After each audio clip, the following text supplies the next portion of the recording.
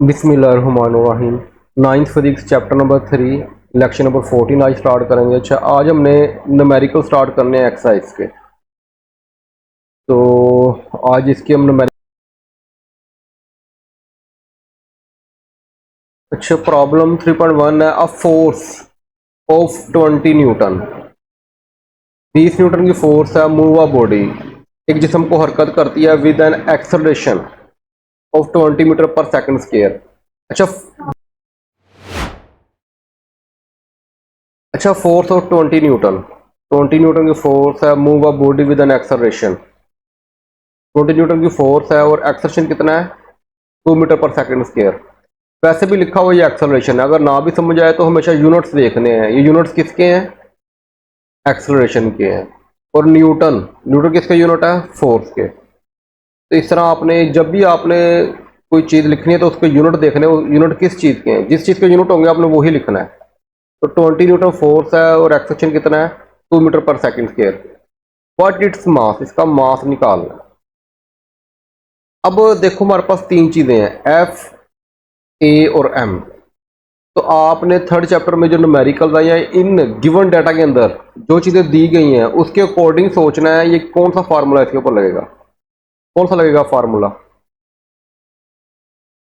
तो इसके अंदर सिंपल देखो, आप फोर्स का फार्मूला याद है आप लोगों को? तो आपने इसके ऊपर फोर्स का फार्मूला लगाना है। क्या होता है फोर्स का formula? F equal to M A, F equal to M A, ये हमारा क्या है, फोर्स का फार्मूला। अब आपने कुछ भी नहीं करना, जस्ट आपने वैल्यूज पुट कर देनी है, कुछ नहीं करना हो। फोर्स का क्या होती है, 20 इक्वल मास हमने मालूम करना है और एक्सेलरेशन कितना है, 2, 2 मल्टीप्लाई और इधर आके डिवाइड आप खुद कर लेना। तो इस वैसे भी कटिंग करोगे तो क्या रह जाएगा, 10 रह जाएगा। तो मास कितना आ गया, 10 kg आ गया। तो ये हमारा कहते हैं न्यूमेरिकल सॉल्व हो गया। यानी आपको जस्ट जो है फार्मूलाज जो है ना वो आने चाहिए। बस आपने जिस तरह मैंने लास्ट टाइम भी कहा था कि सिलेक्शन, जो सेकंड चैप्टर में भी मैंने कहा था कि न्यूमेरिकल की सिलेक्शन करनी है कि आपने कौन सा इक्वेशन लगानी है, कौन सा फार्मूला लगाना है। तो जो गिवन डाटा है वो गिवन डाटा आपको बताएगा कि आपने कौन सा फार्मूला लगाना है। देखो तीन चीज़ें दी हुई हैं, एफ, ए और M. F equal to M A का फार्मूला लग जाएगा। Numerical problem 3.2, the weight of a body is 147 newton. अब वेट कितना है हमारे पास, 140। अच्छा, फोर्स का यूनिट क्या था?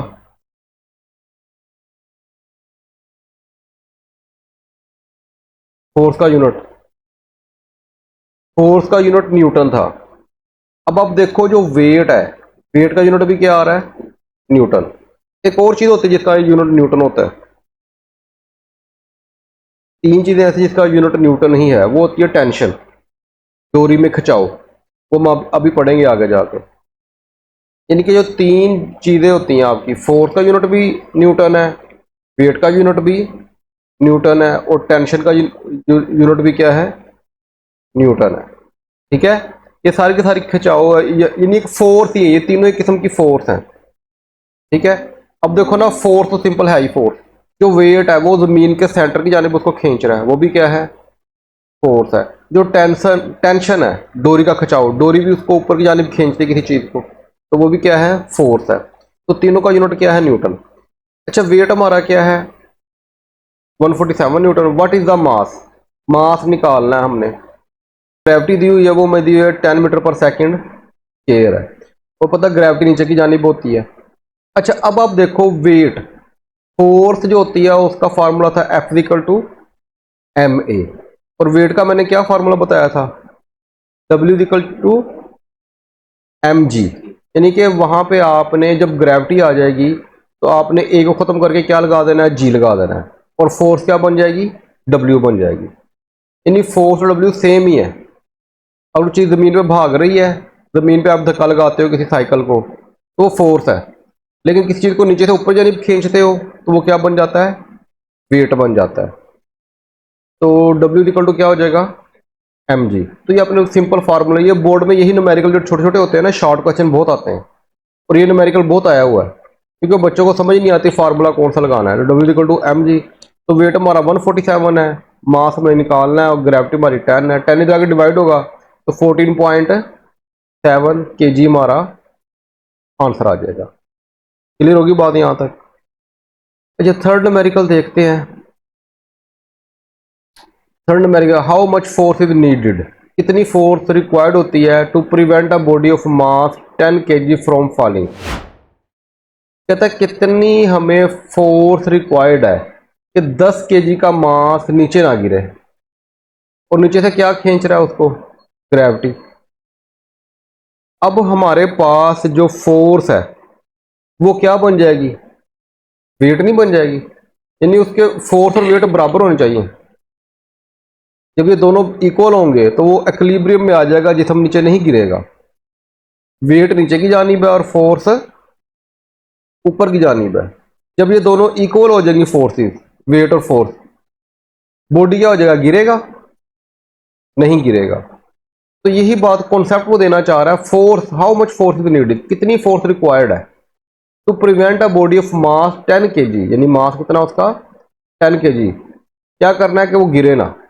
तो ग्रेविटी हमारी क्या है? 10 मीटर पर सेकंड स्क्वायर। अब वेट नीचे की जानिब है और फोर्स, तो हमें फोर्स निकालने का मतलब उसका वेट निकाल लो। जितना वेट है उतनी ही फोर्स लगानी पड़ेगी ताकि जिसम नीचे ना गिरे।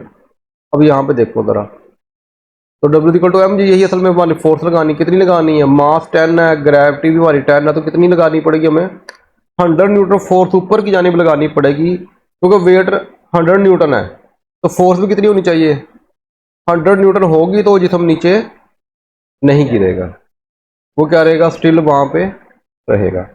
यहाँ समझ आ गई बात की? कोई प्रॉब्लम?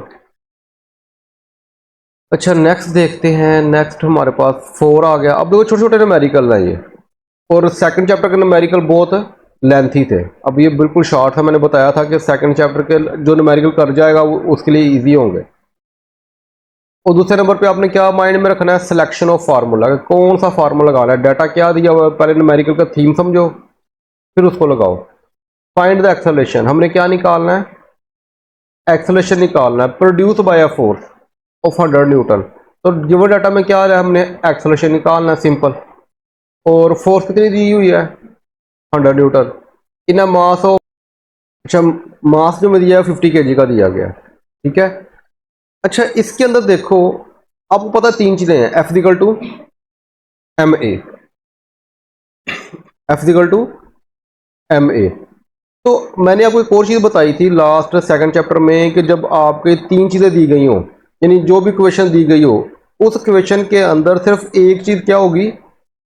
अननाउन होगी, बाकी सारी नाउन है। यानी एक चीज हमें क्या होगी? मालूम, हमने मालूम करनी है, बाकी सारी चीजें हमें मालूम होंगी। अब इस क्वेश्चन में 3 चीजें हैं, फोर्स, मास और एक्सेलरेशन। तो इसका मतलब मैं सिर्फ और सिर्फ एक्सेलरेशन निकालना है। क्या निकालना है?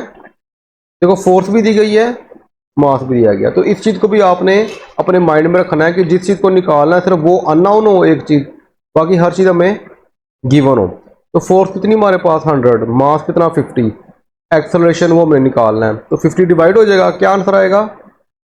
2 आ जाएगा, 2 मीटर पर सेकेंड स्क्वायर। ये हमारा क्या आ जाएगा? आंसर आ जाएगा। यहाँ से समझ आ गई बात की? यहाँ कोई क्वेश्चन? इसको देख लेना है, इजी है, बहुत ज़्यादा इजी है, एक जैसे ही सारे के सारे, फोर्स और वेट के ऊपर ही हैं। और ये बोर्ड के लिहाज से बहुत अहम है, शॉर्ट क्वेश्चन के लिहाज से।